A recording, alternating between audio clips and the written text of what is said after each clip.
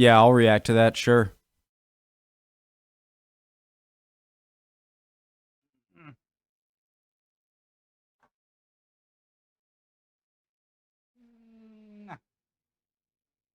Wait, no.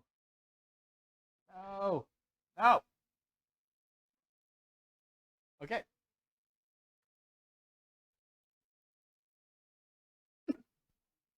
Let's do it, guys.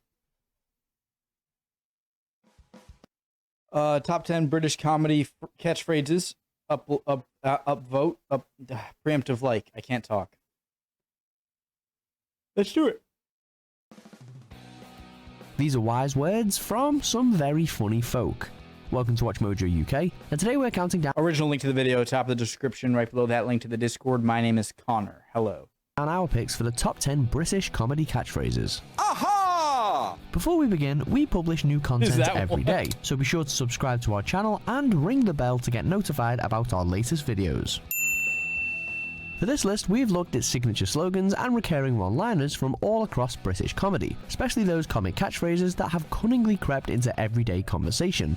How many have you used? And what do you say to a cup? Fake off, cop! Number 10, Suit You Sir, The Fast Show.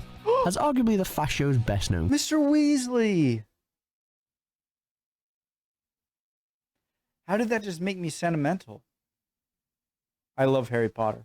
characters, Ken and Kenneth are the sex-obsessed tailors with an innuendo for everything. Oh, suit you, sir. Suit you, sir. Oh! And the rampant repetition of this famous catchphrase always comes just as they're awkwardly encroaching into a customer's personal space. Is that Johnny? Fast Show superfan Johnny Depp even Johnny! You defeated her. I'm so happy. appeared in the sketch for the farewell episode, playing subject to the tailor's uncomfortable sales technique. Oh, suit you, sir. Suit you, sir. Oh, suit you. Oh, suit you. Suit you. Oh, suit you. What? Away from the show, the phrase works as both double entendre and a genuine compliment. Very Double entendre. Double entendre. Double entendre. Double.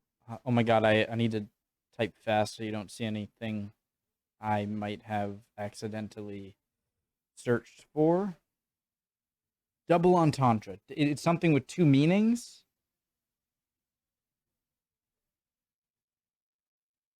Two interpretations. Usually risque. Okay, I was sort of right.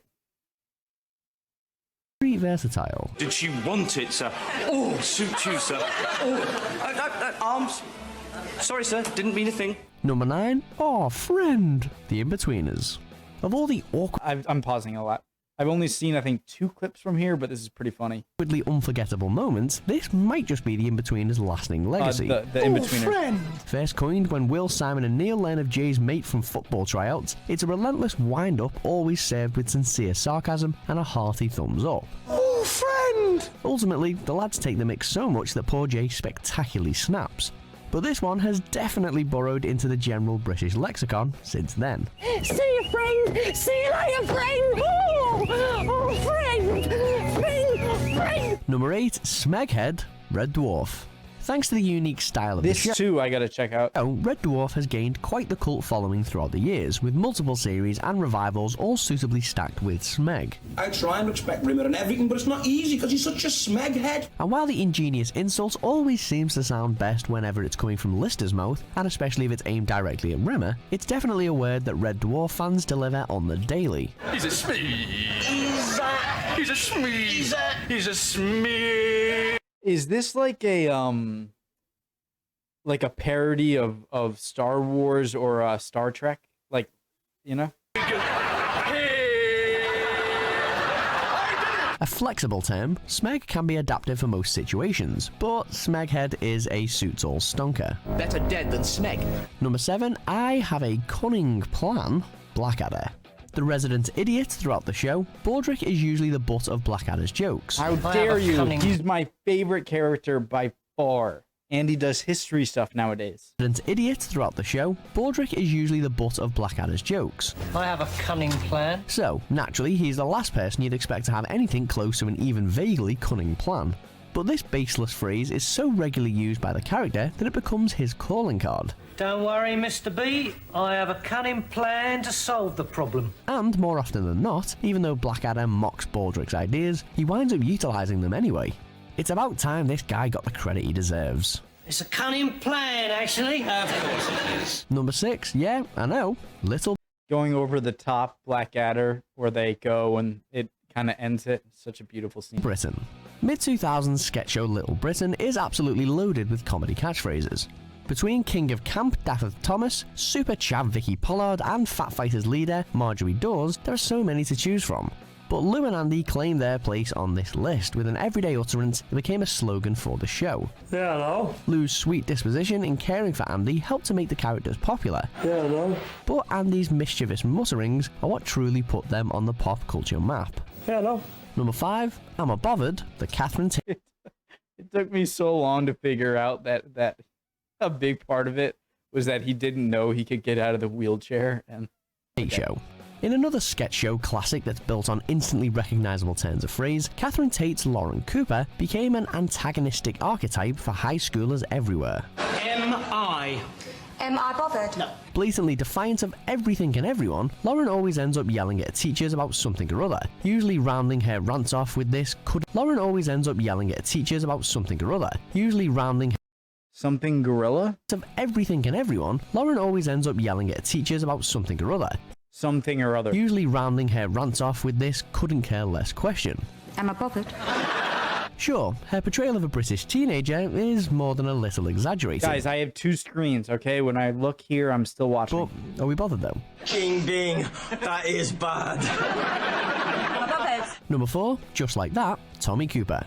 Famed for his fairs and trademark trickery, Tommy Cooper's an undisputed icon of British comedy, and despite being a pretty successful magician, his act usually revolved around failed magic tricks, typically topped off with these 3 little words. Just like that. He cracked just like that so often that it became not only his catchphrase, but the go-to saying for anyone searching for something to underline a recent achievement. And it's hyenas like that. And it became so closely associated with Cooper that it's now the name of several tribute shows to the legend. And I had a photograph taken like that and like that. Number 3, you Plonker. Where do those... I've heard that. Where do these hats... Aren't they Turkish hats? But then I see them at a And I had a hospital. photograph taken like that and like that. Number 3, you Plonker, Only Fools and Horses. Seeing as this classic sitcom seems to be forever on repeat on British TV, here's one classic catchphrase that's definitely here to stay. You Plonker. Even if you haven't watched the Wheeler Dealer series from start to finish multiple times, everyone knows that Rodney Trotter is the Plonker in question, and that this particular insult sounds best when spoken with Del Boy's thick Cockney accent. Plonker. Special mention for Lovely Jubbly, the universal saying for whenever some A plonka. I don't mean to offend. Plonka. You plonka. Guys, I've earned the right to do that without offending, right? something's going well, but we'd be the plonkers if we miss this one out. Number 2, I don't believe it, 1 foot in the grave.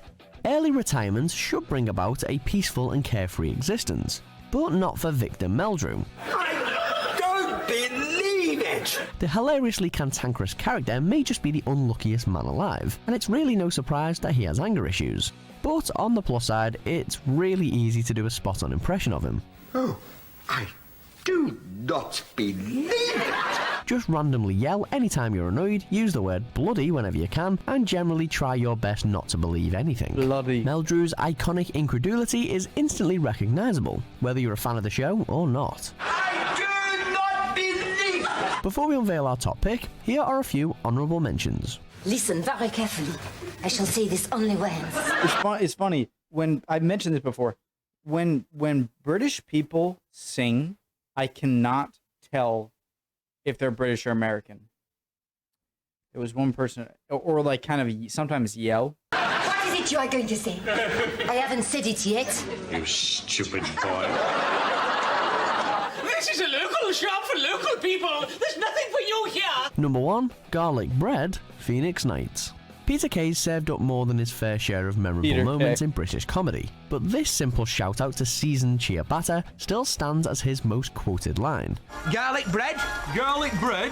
Garlic bread. That's right, Max. Garlic bread. At the centre of a memorable scene from Kay's cult sitcom Phoenix Nights, it's also food of choice for a famous routine during his stand-up shows. Am I hearing you right? Garlic bread? Today, any mention of garlic bread in a British household, and someone's going to bring out their best Bolton accent to repeat the words back to you. And why shouldn't they? It's the future, after all. It wasn't even a catchphrase, it's a food. Yeah. Garlic bread. And I couldn't Garlic get it bread. in Morrison's other week. Do you agree with our picks? Check out these other No. great clips from Yes. Watch Mojo UK and subscribe for more great content. British female comedians.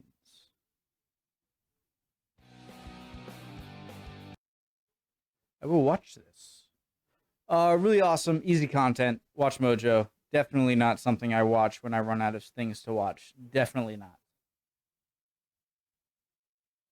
Bye, guys. Love you all. Hope you're doing well. If not, chin up. Trust me. If you're not doing great today, who knows how you'll feel tomorrow or the next day. Just chin up. You'll be good. Bye, guys.